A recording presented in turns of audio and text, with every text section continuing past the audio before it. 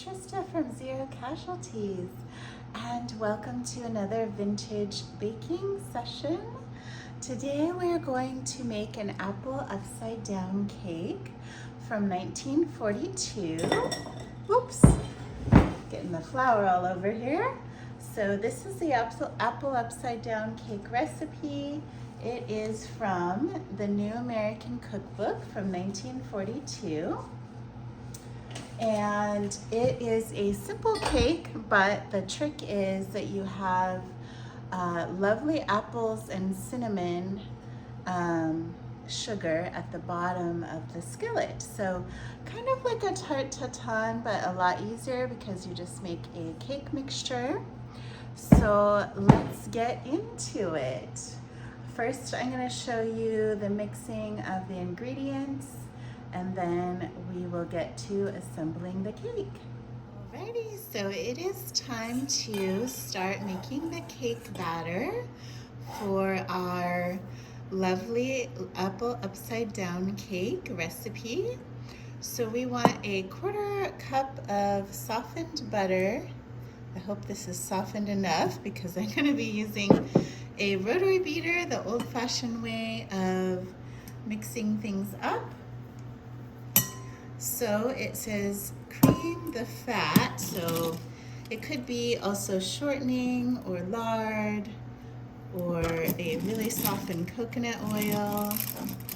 So as you can see, this is a little more challenging than an electric mixer, but I'm trying to do it the old-fashioned way here.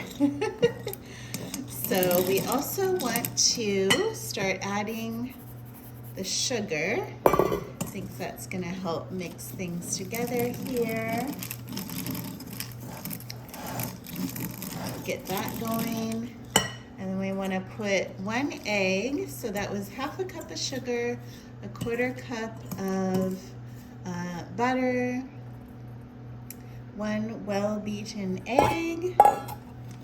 Oops, and I forgot to measure out the vanilla. But we want 1 teaspoon of that. It always smells so good. Love vanilla. So I would love to know if any of you enjoy making cakes and how you got started with it. Baking is really one of my favorite things in the world to do. I bake at home and also at work, in the tea house where I work, so I can never get enough of it. After a while in my family, when I was growing up, I was put in charge of birthday cakes and all kinds of creations for celebrations, and that was a lot of fun. I really loved coming up with menus and inviting people over. Getting lots of entertainment practice. So as you can see, this is coming together really well. This is a nice mixture. I want to make sure that it's nice and smooth. There we go. Okay, that is good. So we want to switch gears a little bit here and get to the dry ingredients that we want to sift together. So I've got a 1.5 cups of flour. It says sifted. What I do to sift things is just use a whisk, make it a lot quicker. And to that, we want to add 2 teaspoons of baking powder here, and then a 1/4 teaspoon of salt. So we'll just kind of whisk that up. And this is just like a modern cake recipe where you often alternate the flour mixture and then milk. So this is 1/2 cup of milk. So I just want to add in a tiny bit of flour. Well, maybe that was about half the flour, more or less. So we'll mix that up to the best of our ability here. And Then I'm gonna add a little bit of milk to wet that down a bit. I forgot to get a spatula to kind of clean this up, but I'm gonna grab that in a moment. Okay, bear with me just a moment. I'm gonna grab the spatula, get that going. So I want to get all that incorporated, so we'll get those dry ingredients down in there. All right, so there we go. Yeah, okay. And then we're gonna add a little bit more milk.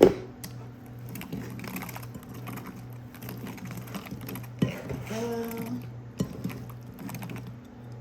And as often is the case in these recipes, they don't really tell you the size of the baking pan, or in this case skillet or anything, so it's a bit of a guess. And also I might check it periodically in the oven to make sure I don't over bake it, because you know, it says between 300 and 325 degrees, but sometimes it differs, especially because I'm using the convection setting on my oven, which I really love. It bakes things really evenly and quickly. So let's see here. Ooh, it's getting really stuck on the beaters now. I don't want to overmix this. So I think what I'm going to do is just use this to kind of finish mixing. And I'm gonna do the rest of that off camera so I don't bore you with getting my cake batter together, but I will come back for putting the apples in the pan and getting the cinnamon sugar on them. So I'll be back in just a moment when I clear up this mess. We are back. I've sorted out the dough or the batter, the cake batter. So I have basically 2 Granny Smith apples that I've cut as thinly as I possibly can. And I'm going to make a nice pattern down here in the skillet. So how many of you love fall or fall recipes? What are your favorite fall flavors? My son and I really love apples. He prefers the sweeter apples, but I really love tart ones. And I don't dislike the sweet ones either.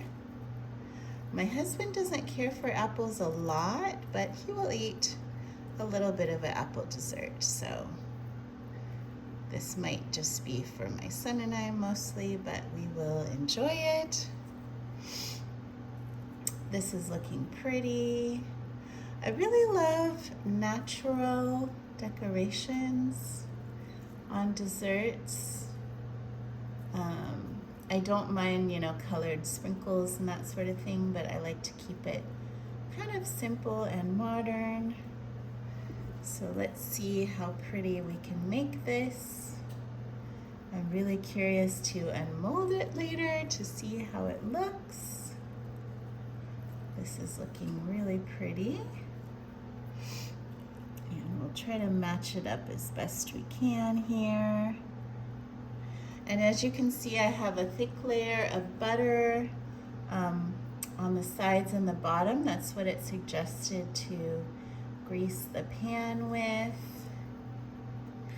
So I'll do my best to create something pretty. Ooh, that's looking kind of cool. If I have too many apples left over, I'll just eat the rest of the slices.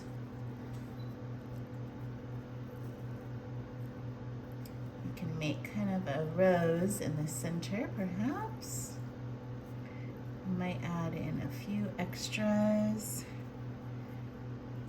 fill in here. So we want it to be a nice pattern. There we go. Okay. So I might, yeah, we can add a few extras, and I might just eat this little bit of apple just for a snack or with my lunch. All right. So that is looking fabulous. So we have here a 1/4 cup of granulated sugar mixed with 2 teaspoons of ground cinnamon.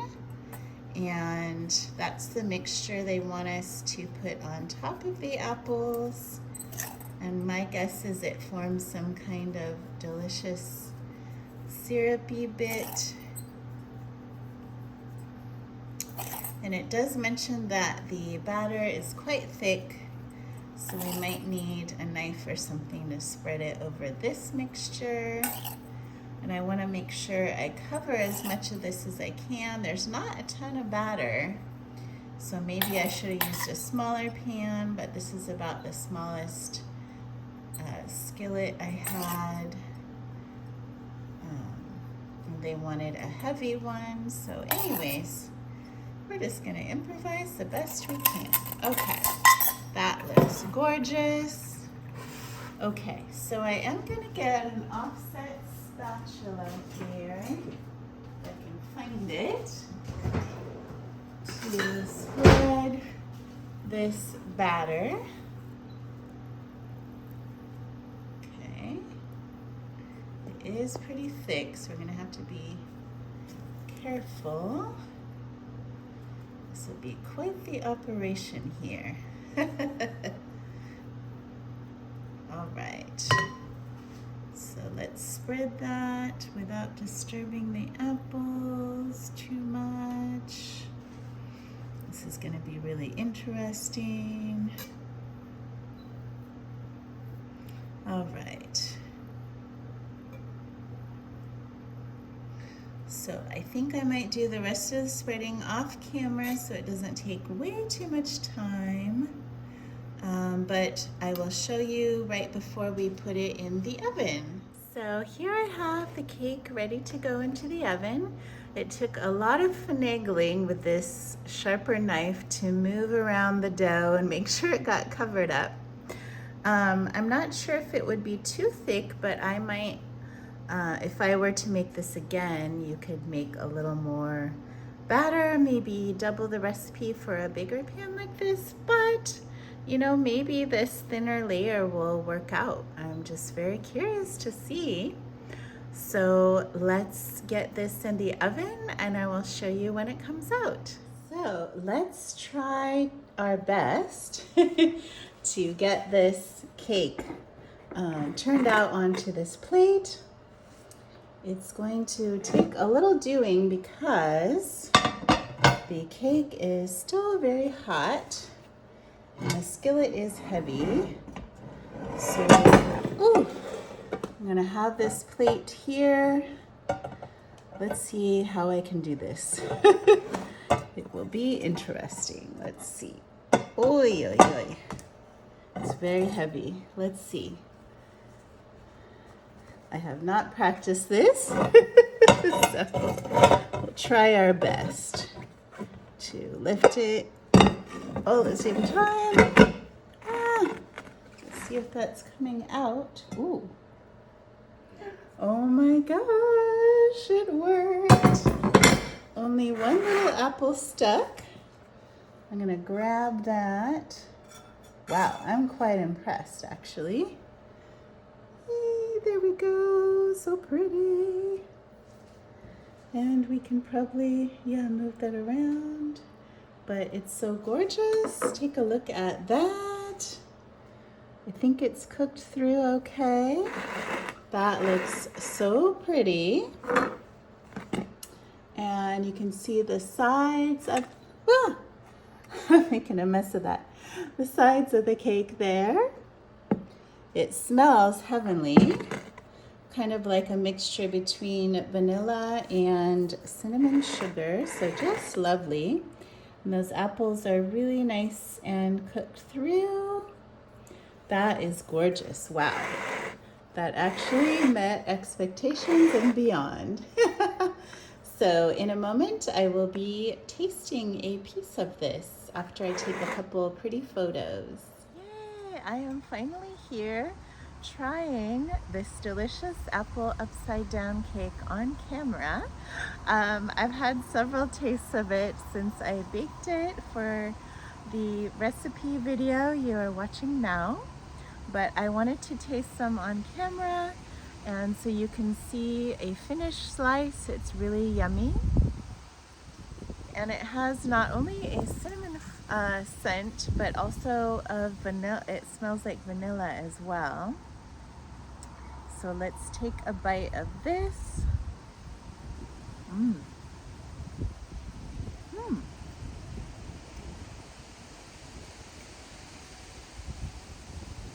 What I love about this is it's really light and delicious, but it also gives you really rich fall flavors and delicious in this blustery weather. So I definitely encourage you to make this. It is very simple and easy to do. And also it does call for either a whipped cream topping or a hard sauce. I will probably do a separate video on hard sauce because it's something I had never heard of before. It's something that melts on top of a hotter dessert. And this cake is also really good if you heat it up a little bit. So I hope you enjoyed this video. If you did, please give it a like. Please comment below what you thought, and if you are going to try the recipe, let me know what you love about vintage recipes or anything about cooking or baking. And please subscribe to this channel. I am working really hard to get to over 500 subscribers by the end of this year. And my ultimate goal is 1 million subscribers so that I can spread the joy of cooking to everyone. Thank you so much for your support. I really appreciate you, and I will see you on the next recipe.